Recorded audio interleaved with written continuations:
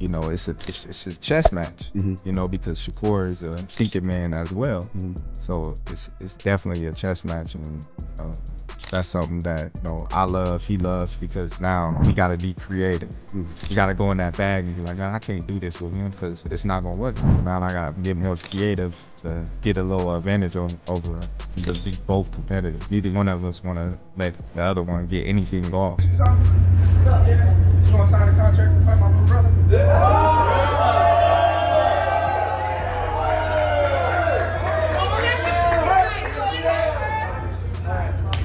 Everyone saw Terence Crawford grab the mic at the press conference and tell Teofimo Lopez that Shakur Stevenson would break him down easily. To most fans, it looked like confidence. The pound-for-pound king protecting his close friend. But people close to the situation say something very different is happening behind the scenes, something that has seriously shaken Shakur's camp. At first glance, for me, it seemed like this was not going to be a very good fight, that it was a fight that had a real chance to be a snoozer because of the way both of these guys fight.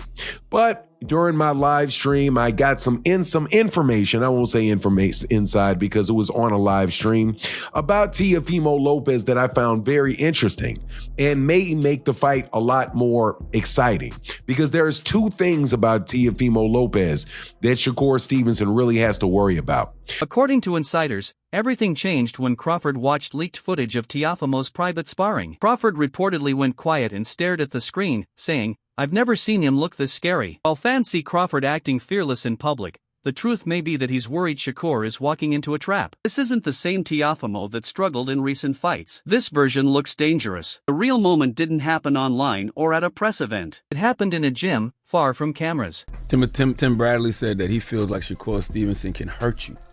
Not necessarily with power, but by frustrating you, controlling the distance, nullifying your offense, just making you look bad. He said that he feels like Shakur has superior boxing IQ compared to you. That's cool. That's his opinion. That's cool. Everybody has an opinion like an asshole. You know? So, I swear I wish I could be like you.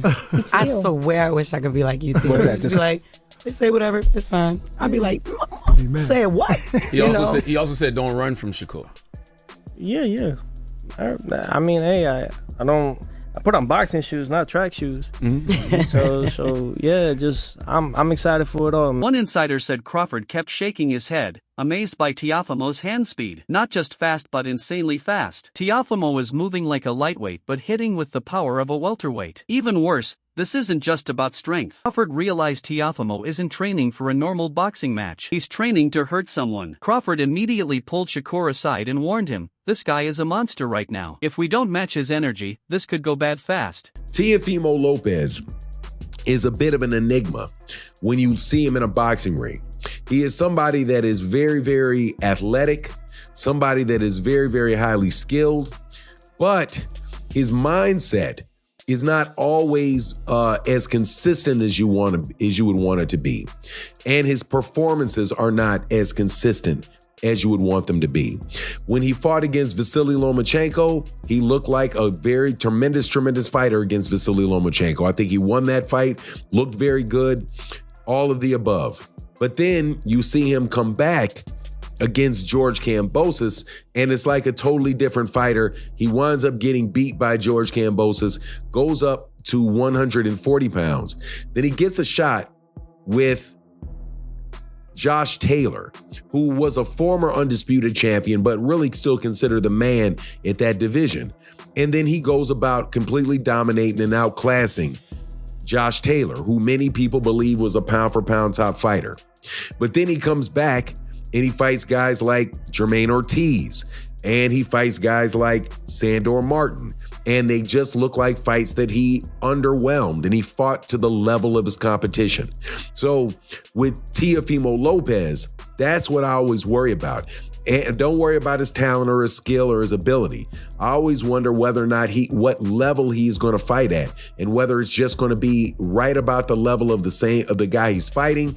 And as a result, the fight's going to be close. And that warning changes how people now see the press conference moment. When Teofimo got in Shakur's face trying to provoke him, Crawford stepped in quickly. At the time, it looked like trash talk. Now analysts believe Crawford was trying to protect Shakur mentally. He knows an emotional Shakur is a vulnerable Shakur. If Teofimo can turn this into a brawl, that speed and power could end the fight early. Crawford wasn't disrespecting Teofimo. He was trying to stop Shakur from falling into Teofimo's trap. I was told about the advantages that Teofimo Lopez has in this particular fight is that Teofimo Lopez, really is somebody that is unique in the fact that he likes to fight southpaws, likes to fight guys that have an opposite angle of what you usually get. And look back to the fight that he had with one of the best fight that he had in his career was with a southpaw in Vasily Lomachenko.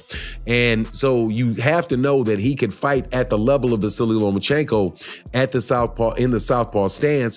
You have to say, okay, well, man, what is that going to mean for the Shakur Stevenson fight? Not that Shakur Stevenson and Vasily Lomachenko fight a lot at all, fight a lot alike at all. They do not fight alike at all, but still the angles and the common problems that are caused by southpaws exist when you fight Vasily Lomachenko and Shakur Stevenson. Also, Teofimo Lopez showed that on his big fight night that he was able to show up on his big fight night, right? So you look at the difference between the Teofimo Lopez fight with George Kambosos. He might have felt like, hey, this is a walk in the park. His ego is flying and his mind isn't really there, really not prepared for the fight, right? And same thing with the other guys that I mentioned, like Jermaine Ortiz and Sandor Martin. But when he got his opportunities, in the big opportunities, he buckled down and he focused against Josh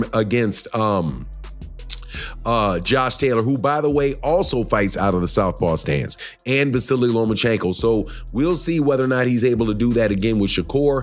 The problem, that Shakur has had some big fights when he's always showed up in his fights, man. Always showed up in his fights. I think Shakur is somebody that really does react in large parts to what other fighters are doing, but still he's somebody that will absolutely stay in front of you and take the lead and still press on you.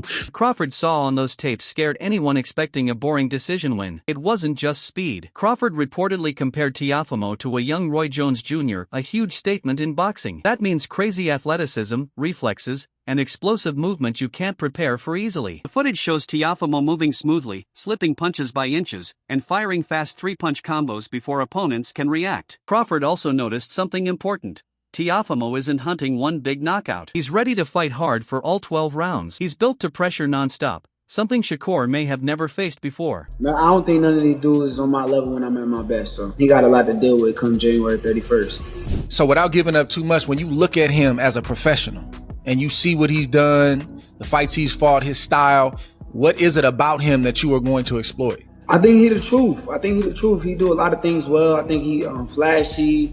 I think it's just some basic stuff. Where I feel like he make mistakes. And I think I'm gonna capitalize off those mistakes. What is it about you that has you, looking at a fighter that is the truth and then saying, I want to fight him? It seems like it should be normal if you're a fighter, right? But that stuff is dying off in the game right now. And I feel like you one of the last of the dying breed that actually want real challenges. Yeah, I'm competitive, bro. So it's like, I want to be the best. So when I see certain guys out there, and I seen Teo his last fight, I was there front row, and I'm like, damn, this dude is like, he like a baby Roy. Like, he like doing things with his hands down, flashy. So I thought it was cool. So it kind of made me want to get in a ring with him and see if he could do them things against my style. Because of this, Shakur's camp has completely changed. Mood is no longer relaxed, it's intense and serious. Crawford isn't just there for support anymore. He's taken control. Insiders say he's choosing sparring partners who fight like Teofimo, wild, explosive, and fearless. Fighters who hit hard and don't respect Shakur's power. The goal is simple: prepare Shakur for the toughest fight of his life. So depending on how Shakur walks around, what he does on his regular basis as far as conditioning, weightlifting, what he does dieting wise, it all can play a factor.